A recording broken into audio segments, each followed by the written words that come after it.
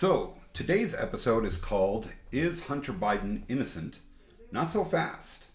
And today's episode is sponsored by, well, nobody. It's not sponsored by anybody. I don't have a sponsor. I just wanted to say that. I thought it sounded kind of cool. In any case, the information for today's episode is gleaned from an outstanding article in the New Yorker from the July 8th and 15th issue from 2019 by a reporter called Adam Entus. And the article is titled, Will Hunter Biden Jeopardize His Father's Campaign? Now, personally, I couldn't care less whether Hunter Biden jeopardizes his father's campaign. What I'm concerned with is a much bigger issue, and that is the entire issue of nepotism in Washington politics. Now, we can talk about nepotism in politics, period, but it is such a normal thing in Washington politics to just provide jobs and favors for your relatives and friends that nobody really thinks about it too much. And now it was brought to the forefront by the impeachment, the well-deserved impeachment of Donald Trump. And people rightfully focused on much of the conduct of Trump, which is completely understandable. Because Trump is a degenerate criminal who certainly does deserve to be impeached and should have been removed from office. But initially I read a lot of reports about how Hunter Biden was quote-unquote innocent and didn't do anything wrong, and how Joe Biden also was innocent and didn't do anything wrong.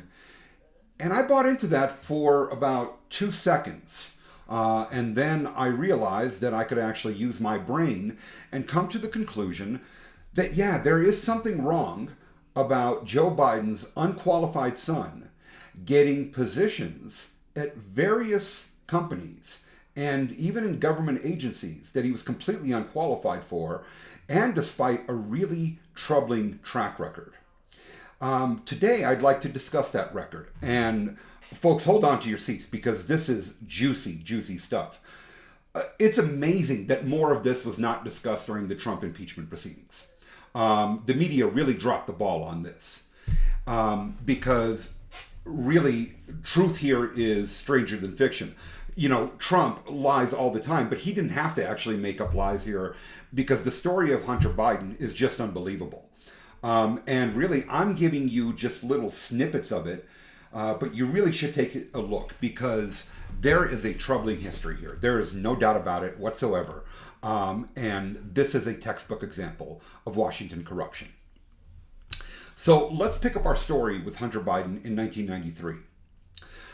He had started in Georgetown Law School after he had been rejected from Yale Law School. Not an unusual thing. Yale is one of the top law schools in America. They certainly never accepted me. I went to a third-rate law school. Doesn't really matter. They still make you a lawyer. But in any case, he goes to Georgetown.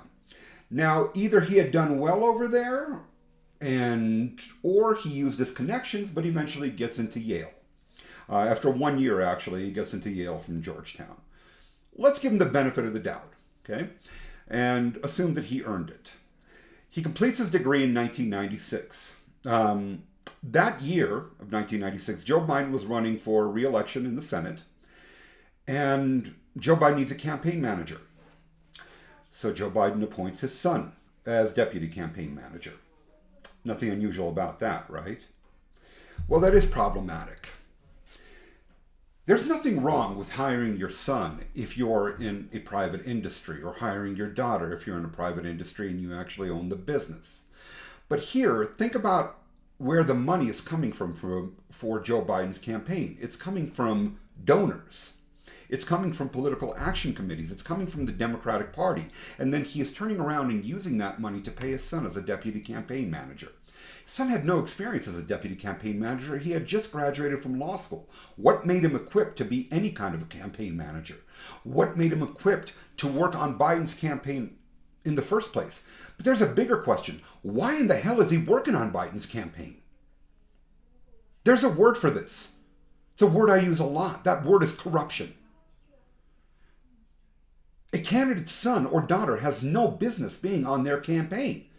You're telling me that of all the people in the world, Joe Biden had been a senator at that point for years. He couldn't have found another deputy campaign manager? In any case, Hunter Biden, Joe's son, then rents an apartment close to his father's campaign headquarters, and also got a job as a lawyer with MBNA America. MBNA America is a large bank. There are a lot of banks that are run in Delaware, where Joe Biden was a senator, because Delaware is a frequent place for incorporation. Why? Because Delaware has some of the most protective laws in the country, probably the most protective laws in the country for corporations. So you'll notice that there are a lot of banks and financial companies and corporations in general that incorporate in Delaware. MBNA America was one of them. And MBNA actually was one of the largest donors to Joe Biden's campaign. So now we have a huge donor to Joe Biden hiring his son, Hunter Biden. Of course, it couldn't have been a favor to Joe Biden. Hunter Biden got this job based on the strength of his own efforts and his history. Just like he became the deputy campaign manager for his father based on all of his extensive political experience of nothing. At the age of 26, Hunter had just graduated from law school and already had been a deputy campaign manager for a senator and was working at MBNA as a lawyer. He was earning more than $100,000 and had received a signing bonus. Was making as much money as his father. In January 1998, the conservative reporter and columnist Byron York wrote in the American Spectator, quote, "Certainly lots of children of influential parents end up in very good jobs. But the Biden case is troubling." No bullshit. They're all troubling. Okay? There's nothing normal about the children of political candidates or politicians getting jobs. We even have this conservative columnist who's saying, well, happens all the time, but this one is especially troubling. It's no more troubling than the rest of them. They're all screwed up. Yes, is Joe Biden engaged in corruption at that point? He certainly is. Are the rest of them doing the same thing? They certainly are. Joe Biden's case was not necessarily worse. Fine. Byron York says, well, after all, this is a senator who for years had sermonized against what he says the corrupting influence of money in politics. They all talk about that. Okay? Over here, they're saying, yes, politics is corrupted. And over here, they're saying, give me more money. Corrupt me more. This is all abnormal. The fact that we see this as normal is a reflection on us, either accepting it or not paying attention. But either way, it's completely unacceptable. Hunter Biden's charmed life would actually continue. In 1998, he contacted William Oldeker, a Washington lawyer who had worked on his father's presidential campaign in 1987. You see the incestuous relationship over here, where Hunter is just working all of his contacts. And I don't think there's any evidence that Joe was telling him, Hunter, you really shouldn't actually ride on my coattails and go out and stake a life for yourself. It's not happening. I'm sure that Joe is encouraging this all along. Well, Hunter goes and talks to Oldeker, and he needs advice for how to get a job in the Clinton administration. And at that point, of course, Biden is just a senator, not the vice president. But Biden, of course, had been a senator for a very long time. He'd been in Washington since the 1970s. Well, Oldeker, of course, calls some of his contacts, his buddies, and calls William Daley, the Commerce Secretary, who had also worked on Biden's campaign. Daley was the son of a 5-term mayor of Chicago who was one of the most corrupt and despicable mayors in the country for years. Like a lot of other political figures in Chicago, be it mayor or governor, a bunch of them ended up in prison at some point for some form of corruption. But of course, William Daley is not corrupt, right? His father's corrupt, but William Daley's not corrupt. Okay? Of course, William Daley didn't benefit from his father's political relationships. William Daley just got that job in the Clinton administration because he's just a swell guy. Okay? Well, Daley said that because of his and Hunter's shared experience growing up in political families, He empathized with Hunter and asked his staff to evaluate him for a position as a policy director specializing in the burgeoning internet economy. I could see the empathy. I mean, it's hard work, hard goddamn work, growing up as the son of Joe Biden with all the privilege and the power and the notoriety, you know, and William Daley, who of course didn't benefit from his father's corruption, also growing up with all of those things, really hard. There's a lot of empathy to have over there in a situation like that. I mean, hell, you know, that's much worse than being the son of a junkyard owner or a construction worker or somebody who works at McDonald's. You know, these rich, politically connected folks really have to look out for one another. They really have to take care of one another because, you know, it's tough out there for them. Well, so Biden's got this job, again, that he doesn't deserve, that he's unqualified for. What else is new? Okay. And then in late 2000, near the end of Bill Clinton's second term, Hunter again consulted Oldacre, who was starting a lobbying business. The National Group. Of course he's starting a lobbying business because this is the sick and disgusting revolving door of Washington, where first you go over to Washington to quote unquote do good, but really what you're trying to do is well. See, you want to start working on a campaign, but then you develop a lot of relationships. And you might start as a congressional aide, but then you develop all these relationships and then you become a lobbyist. And that's when the real money comes in. And that's probably what you wanted all along anyway. Because, see, Washington isn't a place to govern or do things for Americans. It's actually a place just to rob people. That's eventually what you're going to do. Well, so Oldacre was starting this lobbying business, the National Group. Oldacre asked a co-founder of the firm, Vincent Versace, great name, to teach Hunter the basics of earmarking. And what is earmarking? I got to tell you, when I learned about earmarking, I'm like, you know, this is just such a Washington thing. This is why I hate these people so much. This is why they just suck so badly. Earmarking is the practice of persuading lawmakers to insert language into legislation which directs taxpayer funds to projects that benefit the lobbyist clients. Think about this for a second. So let's say we're dealing with healthcare, okay? And we're getting ready to really do right by the American people and finally fix America's healthcare problem, right? Well, it depends. You know, one of the reasons that these bills are so long, and what Obamacare was, 1,000 pages, 1,100 pages, okay, is because there's little goodies in there for everybody, okay? You know, if there's an insurance company over here, well, you get a little goodie. And if there's a hospital over here, you get a little goodie. And if there's some kind of research base over here, then you get a little goodie. And this is why they hire all of these sick lobbyists to actually carry out their sick agenda, because everyone's got their hands stuck in Washington's pockets because our system is so unbelievably stupid and tolerates this. Okay, so you've got all these lobbyists who are just crawling around Washington, these vermin, okay, like a bunch of rats, okay, begging for money. Give me more money for my client because my client is paying me a lot of money. And who's paying for it? You, the taxpayer. That's who's paying for it. And these rats are scurrying about in broad daylight because somehow this is acceptable in America. So, think about this quote, and this is how acceptable this is. This is what I mean by broad daylight, because these people aren't even pretending that Washington isn't corrupt. This is just perfectly okay for them. Timothy Lannon, who represented one of the clients, said of Hunter that he had a very, quote, okay, oh my God, I love this, a very strong last name that really paid off in terms of our lobbying efforts.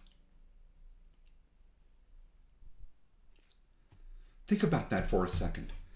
Here you have a guy who is paying a lobbyist to go and bribe Washington and is freely admitting that he's bribing Washington and that the only reason that Hunter Biden was actually hired for this job is because his last name is Biden. There's something deeply wrong with this.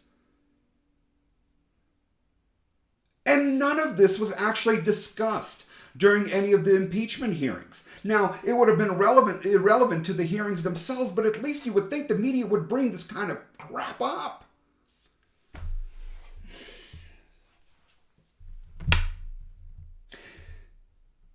Now, Biden, Hunter,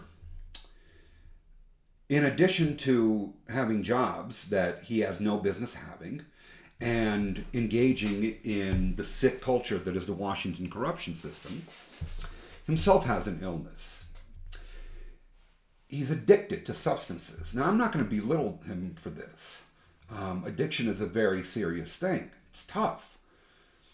But at the same time, you wonder whether you want an addict in some of these positions that he would go on to get. Because in the early 1990s, actually, Hunter started doing drugs. And we're not just talking about a little bit of weed here and there. He was doing cocaine and he was doing crack. That's not a joke.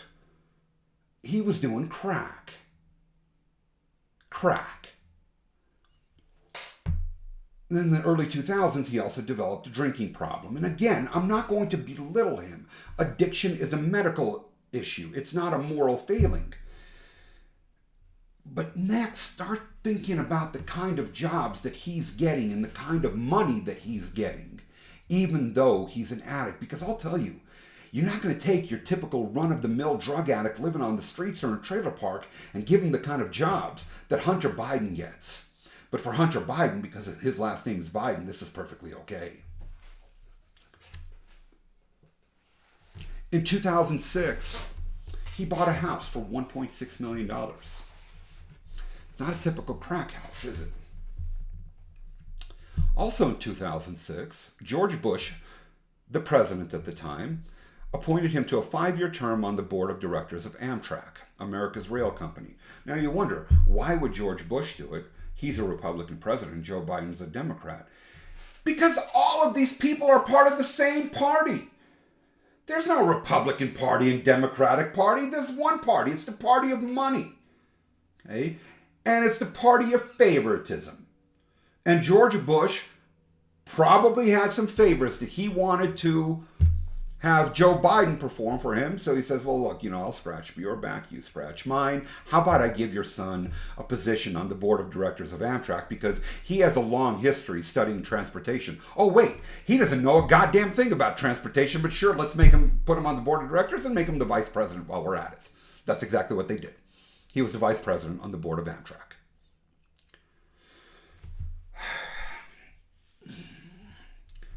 People getting jobs that they're completely unqualified for. I mean, look, they're running a rail company here. Okay, this is America's rail company. It's been in business for decades. They deal with public safety issues as well. This is pretty important stuff. Okay, he's not in charge of a dry cleaner somewhere. This is public safety. And we're putting him on the board of directors with no experience whatsoever, and for no other reason than because of his political connections. This was an unpaid position, but we know it's really not unpaid. It's a resume builder. And who tapped him for it? Harry Reid. Who's Harry Reid?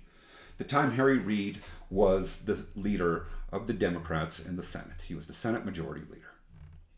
Now a position occupied by Mitch McConnell, who's crap, and Harry Reid was crap too, because again, they're all part of the same diseased culture. In 2007, Hunter and his uncle were sued by a former business partner after they went $1.3 million into debt on a company that they had overvalued. The deal fell through and they were sued. They thought that this company had $1.5 billion of assets. It didn't have anywhere near that much. And actually, the lawyer who had facilitated the deal was about to be sentenced and convicted and sentenced for a felony.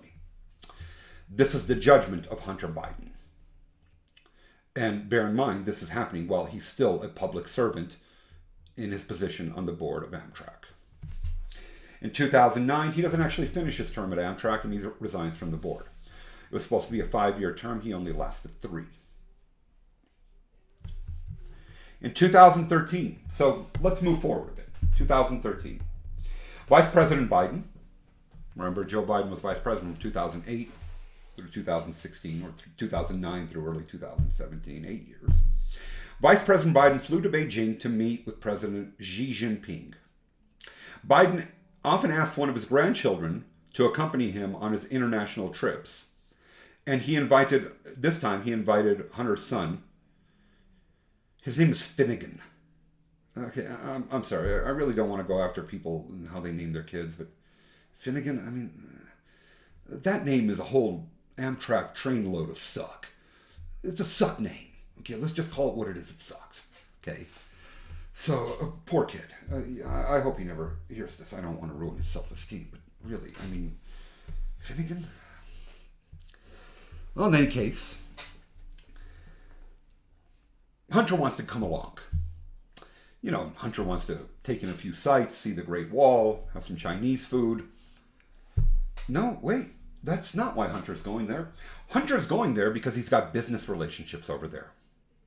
And of course, he's going to use his connections because you don't think that Chinese businessmen would be interested in meeting the son of the Vice President of the United States? You don't think that Hunter Biden was actually trying to cultivate the fruits of that relationship? Okay. So Hunter goes along, and at that point, he is working for a company called BHR. And according to a Beijing-based BHR representative, Hunter, shortly after arriving in Beijing on December 4th, helped arrange for Jonathan Lee to shake hands with Joe Biden in the lobby of the American delegation's hotel. Afterward, Hunter and Lee had what both parties described as a social meeting. Now, who was Jonathan Lee? Jonathan Lee ran a Chinese investment fund called Bohai Capital. Hunter Biden was trying to attract Bohai Capital as a major client. So, this is normal? It's perfectly okay for the Vice President of the United States to take his son and his grandson 8, 10, 12,000 miles away from Washington so that his son could have a meeting with a Chinese investor. There's nothing normal about this. How has this become so standard? And the media doesn't report on this nearly as often as it should because many members of the media are either too stupid or too lazy or too close to these people to actually do their jobs. Now, there are magazines that report this. There are newspapers that report this, but it's a fraction of what you get. Most of the other stuff that you get is complete crap. But this is the kind of stuff that is just seen as so routine, so normal, that most people don't really make that big a deal of it. And that's a problem. It's a real problem. And you would think, well, maybe at this point, Obama would step in. And let me do a quick aside on Obama. And I'll be doing this more later because there are many, many people on the left who worship at the altar of Obama, who think that Obama walks on water, who call him the greatest president of all time, as though Washington and Lincoln and FDR never existed, and others, actually. Now, I'll get to Obama later, okay, because I think that there were some things that he did as president that were okay, but there were some things also that were quite problematic. And this was problematic because Obama's the president. He could have put a stop to this. But he didn't. Actually, a former Obama White House aide told a reporter that Hunter's behavior invited questions about whether he was, quote unquote, leveraging access for his benefit, which just wasn't done in the White House. Evidently it was. Okay? Evidently it was. What do you mean it's just questions in the White House? It should do more than raise questions. The guy is absolutely using his relationship with his father to develop business arrangements. That should do a hell of a lot more than raise questions. Somebody should get fired over that. Somebody should tell Joe Biden, look, we're not going to allow this. Leave your son home. Leave your grandson at home as well. Okay? You've got a job to do, and you're doing it on the dime of the American taxpayer, and you're going to focus on your job. You want to spend time with your family? Great. Do it in your private time. But don't take him to China with you, where your son cultivates these relationships. And then this Obama staffer says, quote, optics really mattered, and that seemed to be cutting it pretty close, even if nothing nefarious was going on. What the hell are you talking about? What do you mean optics really mattered? This isn't just a matter of optics. Cutting it pretty close. What is cutting close about it? There's nothing that's being cutting close. This is outright corruption. Okay? This is how you have the Obama administration actually minimizing corruption.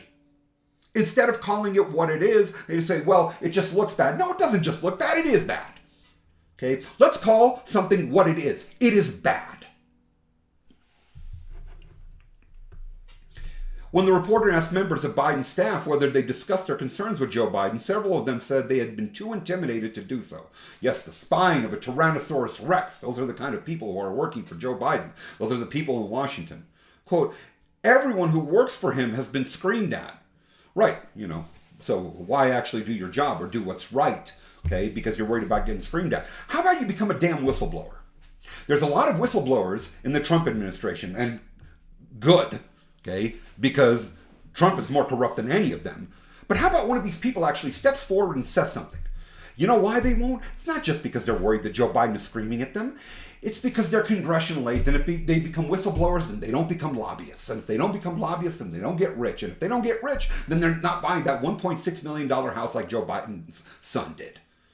That's why they didn't do it. And why didn't Obama step in and actually do something? Okay, Obama, the shining light of the American left. Okay, he didn't do something because corruption is normal for him as well. Because this is how American politics works. There should be no sacrificial lambs over here. These people aren't your friends. Look at them objectively. Corruption is corruption. It doesn't matter whether you like the guy or not.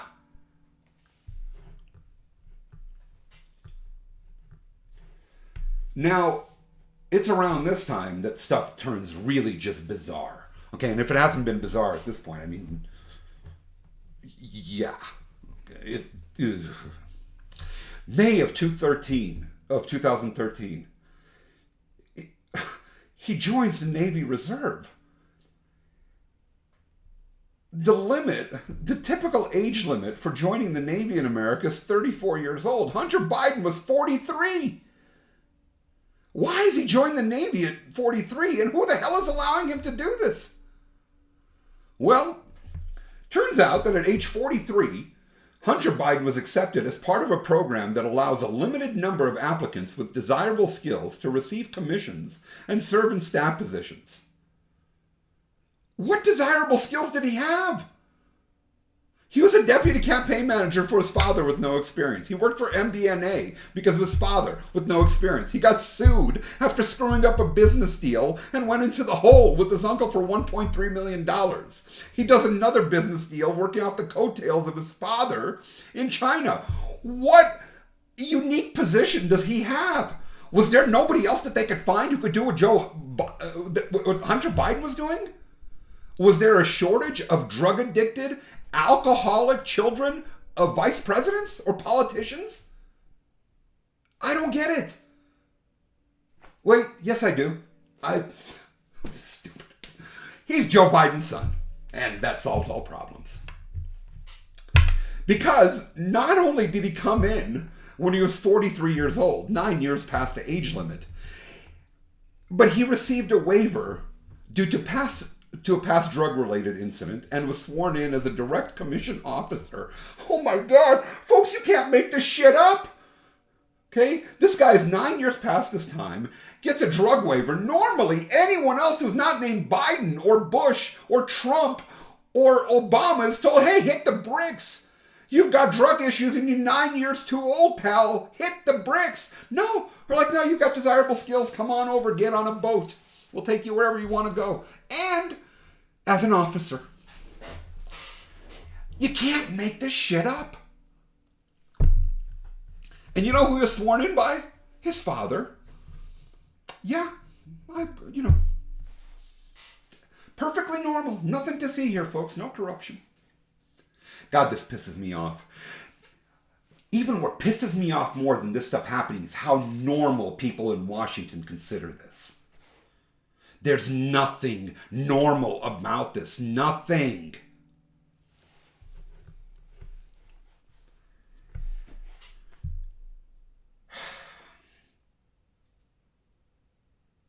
Shockingly, no one could have seen this coming. A few months after Hunter Biden enlists, he receives a letter from the Navy. A letter of commendation? No. An attaboy? Nope. A letter telling him that his urinalysis had detected cocaine in his system. And in February of 2014, Hunter is discharged from the Navy. He couldn't even last 1 year. I hesitate to even ask what kind of a discharge it was,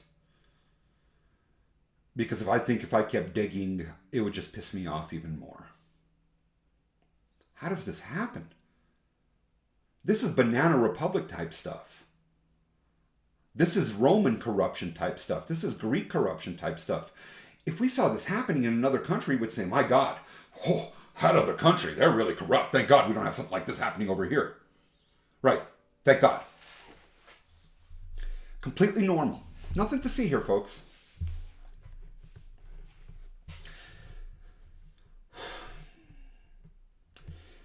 Now, in 2014, he's discharged from the Navy for drug use. And you would think, now, normal people, right, most people, they're discharged from the Navy. At this point, it would be a dishonorable discharge for most people. And that's really bad on your record. It's awful. And he might even be facing a disbarment as a lawyer. His career could be over. He's maybe in deep trouble. But none of this happens to Hunter Biden because he's Hunter Biden, and this is America, and this is the way that our twisted American politics works. Hunter Biden gets a promotion. He actually ends up doing better. In fact, after getting bounced out of the Navy for doing blow, he does better than at any other point in his life. And this is when he joins Burisma. This is the Ukrainian company that was one of Ukraine's largest natural gas producers, and that was at the heart of the Trump impeachment. The well-deserved Trump impeachment, but nevertheless. And remember, in 2014, who's the vice president? It's Joe Biden. And of course, I mean, why wouldn't Burisma want Joe Biden, Hunter Biden, with this sterling record of achievement? By this point, he hadn't accomplished a damn thing. But Burisma wanted him anyway. What the hell does Hunter Biden know about Ukraine? Folks, I was born in Russia. A lot of people in Ukraine speak Russian. Okay? Hunter Biden doesn't speak Russian. I know more about Ukraine than Hunter Biden did. Just through osmosis, by the fact that I grew up over there. Well, not really. I was 4. But still, that made me more qualified than Hunter Biden. I'd love a job over there. You know how much he was making for Burisma? $50,000 a month.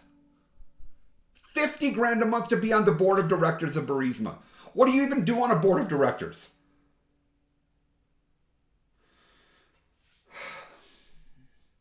And as of 2014, Burisma was owned by a Ukrainian oligarch who was being investigated for money laundering at the time.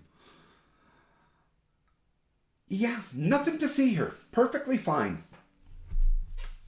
Sure, Ukraine, of course, is not a corrupt country and didn't have a corrupt president and didn't have a corrupt oligarch who owned Burisma, and Joe Biden is not corrupt and neither is his son. Everything's normal.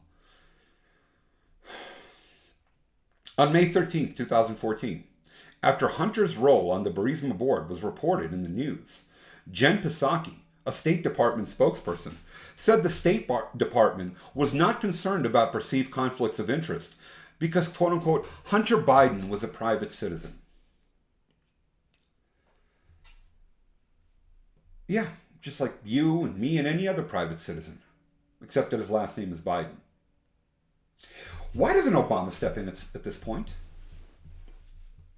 Why doesn't he go to Joe Biden and say, you know what, this isn't happening, okay? This isn't happening. Private citizen, my ass. You are the vice president. I am the president. It is my job to run a clean government, and there is no way in hell that we can run a clean government and you will not be using your name for your son's financial gain. Why didn't Obama do that? You know, we chide Trump for corruption all the time, and it is well-deserved. It is absolutely well-deserved. But why don't we do the same thing with Obama? And this is just one incident. Do you think Obama was clean on everything else? He absolutely was not. Do you think that you become the president of the United States by being clean? Who was the last president who actually did that? Has any president ever done that? There was nothing clean about Biden or Obama. If Obama wanted to put a stop to this, he could have, but he didn't care. He didn't give a shit about it. So spare me the details about how he's the greatest president of all time and he's your knight in shining armor, because he isn't. Because he's just as corrupt as the rest of them.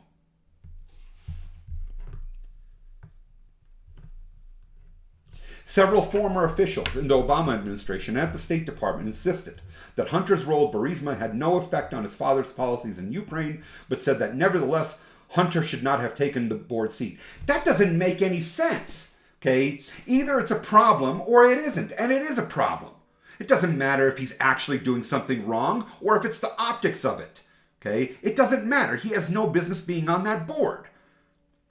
See, it doesn't even have to be something that's spoken. Nobody at Burisma has to go to Hunter Biden and say, hey, you know, Hunter, why don't you give your father a call and see if, you know, maybe he can cut a nice deal for us. And by the way, want to do some blow? Nobody had to have conversations with him like that.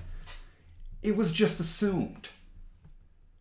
Everyone just understands how this works.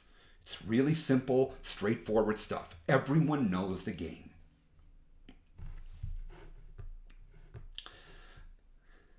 In 2016, while Hunter Biden is still working for Burisma, collecting his $50,000 a month, he was consulting for 5 or 6 other major clients. And of course, he got those clients not because of his connections as a Biden. Once or twice a year, he attended Burisma board meetings and energy forums that took place in Europe. Think about it. Once or twice a year, he's attending board meetings. He's a member of the board getting paid $50,000 a year to do his job twice a year? Boy, I'd love that kind of a job. I don't know who else but basketball players and rock stars make that kind of work or make that kind of money. Boy, it's great work if you can get it. $600,000 a year and you do your job 12 days out of that year. Man, I'd rather do that than be a point guard.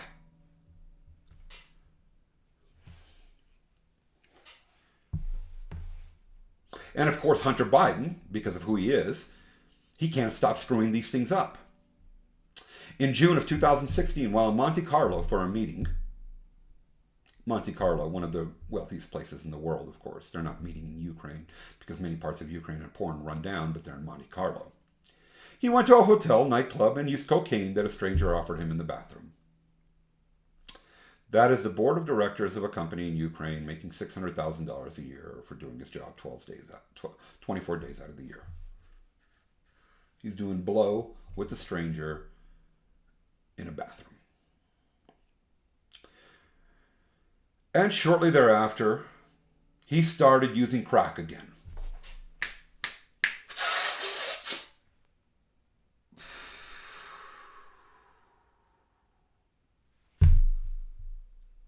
Hunter Biden.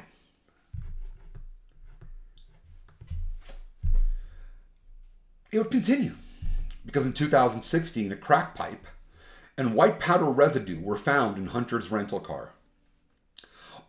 Also in the car, think about it, he rents a car and he leaves crack and blow in the car. He can't even clean up after himself.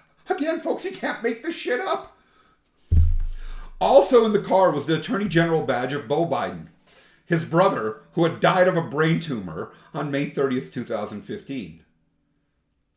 Officers in Arizona filed a narcotics offense report, but prosecutors didn't bring charges, citing a lack of evidence that the pipe had been used by him. Boy, you want to talk about privilege. I don't know if you want to call it white privilege, white male privilege, politician's privilege, whatever the hell it is, but you want to talk about privilege. Imagine if it was a black man or a brown man or a black woman or a brown woman. Folks, that person is going to jail. There's no two ways about it. If their last name isn't Biden, they're going to jail. They got a crack pipe and cocaine in their car. And the prosecutors are saying, well, it's a Republican county. We certainly wouldn't do a request or a favor for Joe Biden. Well, of course not. Again, it doesn't matter that it's a Republican county. It doesn't matter that Joe Biden is a Democrat. There are not two parties. There is one party. There is one party, and it is the party of money and favoritism. All of these people know how to get their bread buttered.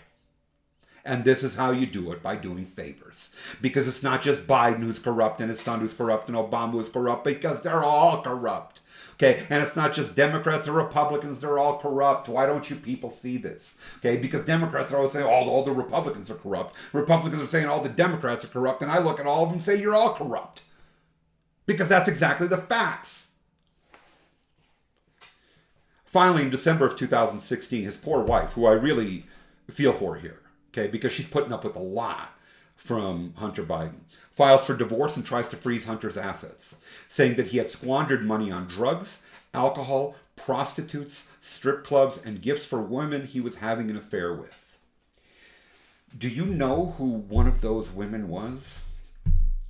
Okay, I've said this now a few times that you can't make this shit up, but this shit you really can't make up. This is the shit of the shit of the shit you can't make up. This is unbelievable shit. He was having an affair with Hallie Biden, the widow of Beau Biden, his brother. The guy is having sex with the widow of his brother while he's still married. Where are the limits?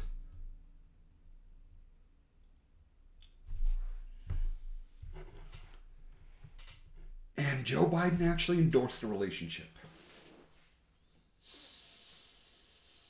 These people are political survivors. That's really all they care about. Doesn't really matter what they do as long as they continue to survive. And now Joe Biden is running for the president of the United States. And our choice is between him and Trump. What do you want? Punch to the face or a kick to the stomach?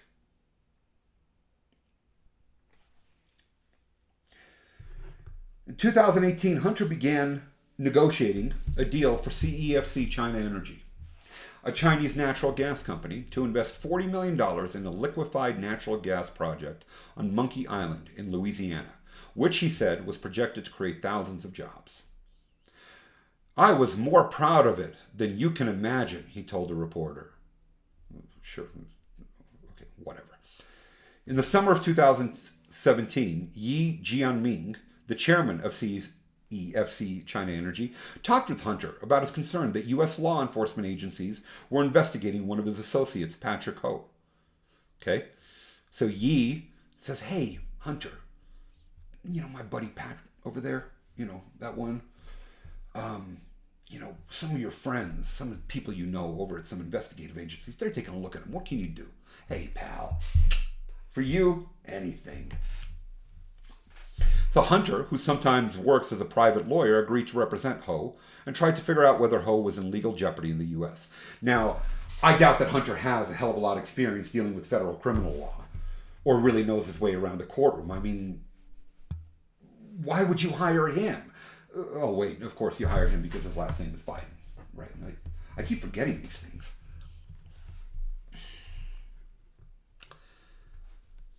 That November, just after Yi and Hunter agreed on the Monkey Island deal, U.S. authorities detained Ho at the airport. He was later sentenced to 3 years in prison for his role in a multi-year, multi-million-dollar scheme to bribe government officials in Chad and Uganda in exchange for business advantages for CEFC. In February 2018, Yi was detained by Chinese authorities, reportedly as part of an anti-corruption investigation, and the deal with Hunter fell through. What does it take to get arrested by Chinese officials for corruption? I mean, this is really amazing. What do you have to do? Like steal the Great Wall of China brick by brick? I don't understand. What does it actually take in a place like China, which is a den of corruption? It makes the United States look like it's pristine government, but even this guy manages to get himself arrested over there. Hunter, this is great, okay? Hunter said that he did not consider Yi to be a shady character at all. Of course not. Okay? And characterized the outcome as bad luck. Sure, bad luck. Just happened to him. Could happen to anybody. Yeah. Hey, Hunter, where are your buddies over there? Oh, Patrick? Yeah, he's in federal prison. Huh. Oh, yeah, no problem. What for? Bribery. Yeah, no big deal. It's just like steal a pack of gum. He'll be out. Don't worry. A couple of weeks, he's gone. Oh, what about Yi, that guy that you were hanging out? Oh, yeah, he's in prison in China. Yeah, well, him. Screw him. We'll probably never hear from him again. It's bad luck. That happens to anybody. Yeah. Finally, in April of 2019, Hunter's term on the board of Burisma ends. And he was still making $50,000 a month. So he's collecting $600,000 a year for 24 days worth of work a year while he's working for all these other people and his friends are going off to prison. Now, a lot of the stuff that Trump is saying about Hunter is a lie. And this just speaks to the sloppiness of Trump, because actually the truth is even better here. And his supporters are making up all these crazy stories about how Hunter Biden made $1.5 billion, which never happened. Okay, I have to deal with his uncle, which he actually screwed up really badly. But again, I don't know why the truth is so much worse. Okay, if Trump and his supporter weren't such imbeciles, then actually they could have really hammered Hunter Biden and Joe Biden with the truth. Not a bunch of bullshit that they created. But it's really Trump's laziness because he can't read a damn article in the New Yorker like I can and thousands of other people can, that he's resorting to make him up all these crazy lies when the truth is better. I mean, who can look at this story? It has everything. Drugs and sex and money. It has it all. This is like an episode, like a soap opera over here. Okay, you can make a mini-series out of this on HBO. It's great, great, juicy stuff. I loved reading this article. Just tell people the truth. But even Trump can't get that right. And you know, I'm focusing in here on Hunter Biden, but Hunter Biden is far from the only one. Joe Biden is far from the only one. In the late 70s, the FBI investigated President Jimmy Carter's younger brother, Billy, after it emerged that he was on the payroll of the Libyan government. Are you kidding me? The brother of an American president was on the payroll of the Libyan government, which hated our guts. This is somehow normal. Now you got Mike Pompeo, who's trying to sell arms to the Saudi Arabians, who also hate our guts, although they pretend not to. And Trump, he's not immune from this, from nepotism. Jared Kushner, okay, who makes vegetable lasagna look interesting and appealing, is doing pretty much every job imaginable in Washington. This is the most incompetent person in the entire administration, which is really saying something. Jared Kushner is responsible for the worst real estate deal in American history. He and his father, actually no, it was primarily him, bought a building for it was the most expensive real estate deal in America up at that time, and it was right before the economic collapse in 2008. And this is the guy who's in charge of many things in America. Why? Because he's Donald Trump's son-in-law. Ivanka Kushner, I don't know what she's qualified to do. Her qualifications are that she's Donald Trump's daughter. She's got a job. Okay? And Trump's idiot sons, okay, Eric and Dum Dum, blah blah, whatever the hell his name is, Junior, okay, they're doing the same thing. And, you know, Nancy Pelosi, who knows? Actually, I think her daughter does good work. I believe Alexandra Pelosi is an investigative journalist. But Lindsey Graham, she's probably got something going on. Okay. Kamala Harris, who knows? Maybe she has something going on. Okay. Amy Klobuchar, maybe she has something going on. Okay. Mike Pompeo, we already talked about him. God, that guy's really. But this is normal in Washington. This is the kind of corruption we tolerate. And folks, you keep putting these people into power and you expect different results and you expect them to behave well. Why? When they all believe that nothing is wrong.